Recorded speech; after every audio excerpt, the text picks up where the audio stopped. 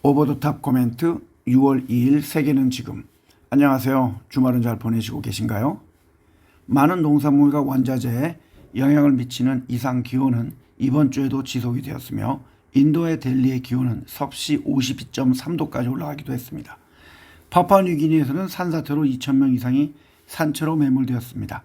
필리핀도 태풍이 불어 최소 7명이 사망했으며 열대성 폭풍이 방글라데시와 인도 동부를 강타하며 최소 23명이 사망하기도 했습니다. 미국의 텍사스, 오클라호마, 아칸소에서 발생한 폭풍으로 최소 14명이 사망하기도 했습니다. 또한 카타르 도하에서 아일랜드로 향하던 카타르 항공에서도 난기류로 인해 12명이 부상을 입었습니다. 77세인 트럼프 전 대통령이 2016년 대선을 앞두고 성인 영화배우와의 성관계를 돈을 써서 입막음을 하고 그것을 은폐하기 위해 사업 기록을 위조한 회계부정 행위 혐의로 인한 형사재판에서 12명의 뉴요커 배심원들은 34개 혐의 모두 유죄를 선고했습니다. 트럼프는 이 결정에 대해 수치스러운 일이라고 했으며 진짜 결정은 미국인들이 대선일인 11월 5일에 내릴 것이라고 했습니다. 유죄 판결이 내려짐에 따라 재판을 주관해온 판사는 조만간 심리 일정을 잡아 어떤 처벌을 내릴지 결정하게 됩니다. 선고 일자는 7월 11일입니다. 당연히 트럼프는 항소할 것으로 보입니다.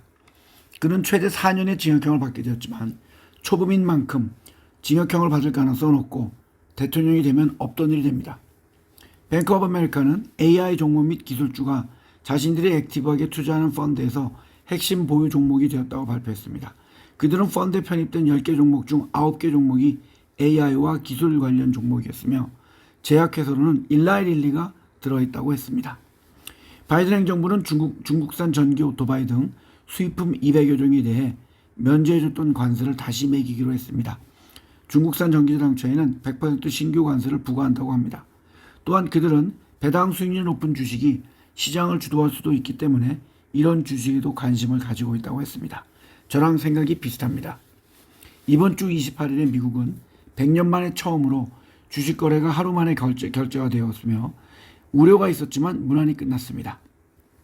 애플은 중국에서 폭넓은 할인으로 인하여 4월 아이폰의 출하량이 52% 늘었습니다.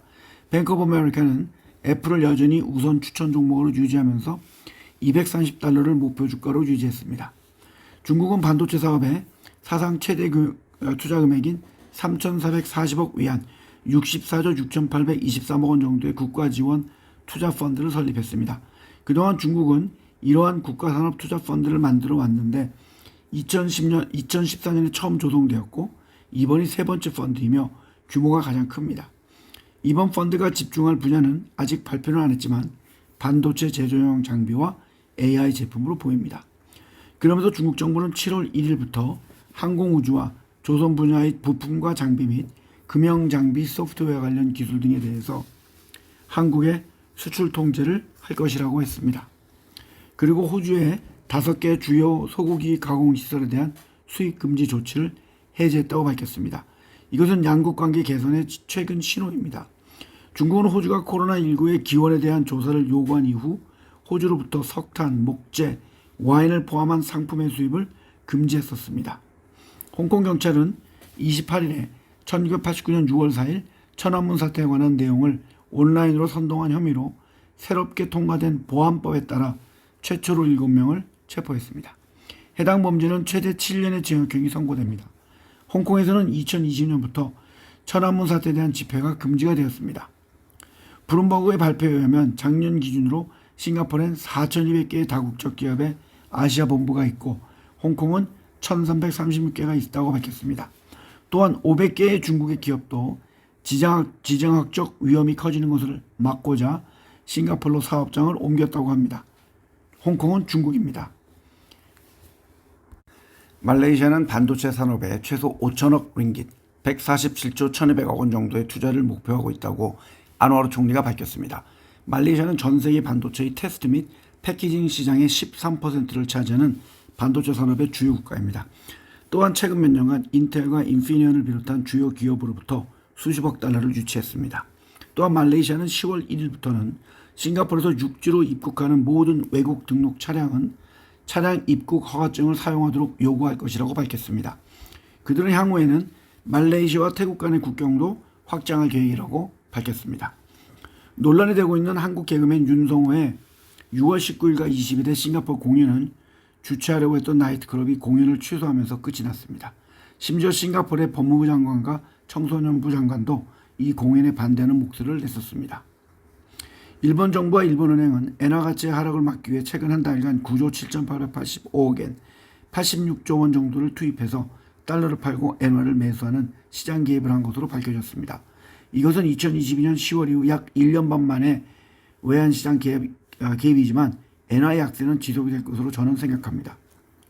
프랑스의 마크롱 대통령은 유럽연합이 미국과 중국의 경쟁이 치열해지는 상황에서 안일한 태도를 취하지 말 것을 촉구했으며 국방 등 핵심 부분에서 유럽 구매 전략을 거듭 촉구했습니다. 이것은 친중국적인 독일 쪽과는 약간 다른 입장입니다.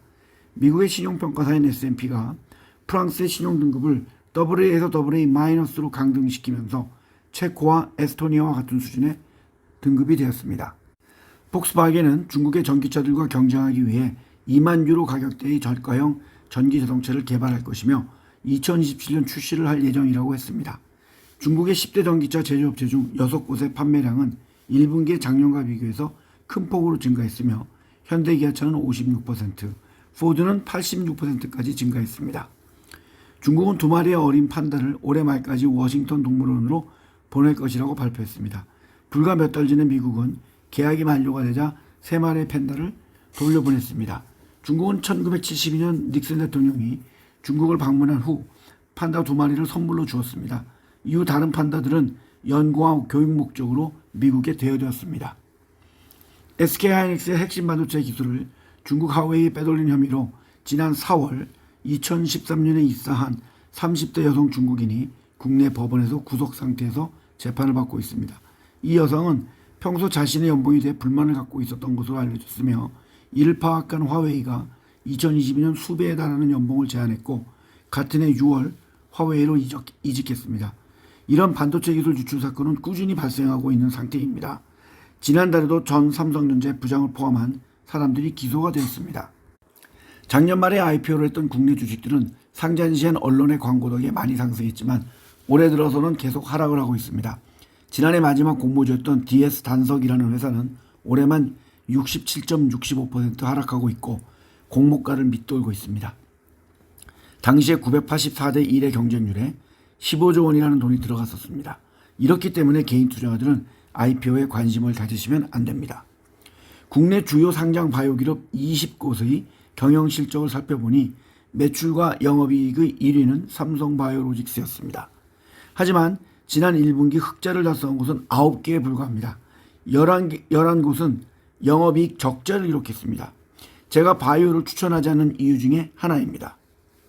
그리고 6월부터는 매주마다 보내드리던 3개의 지금의 내용을 많이 줄이고 반대로 투자와 뉴스에 관한 저의 의견을 좀 더 많이 만들어서 투자에 관심이 계신 분들에게만 보내드릴 예정입니다. 따라서 기존과 같이 방대한 내용의 3개는 지금이나 경제 투자에 관한 내용은 유튜브에 올라가지 않을 것입니다. 그동안 저희 유튜브 내용을 들어주신 여러분들께 대단히 감사하다는 말씀을 드립니다. 감사합니다.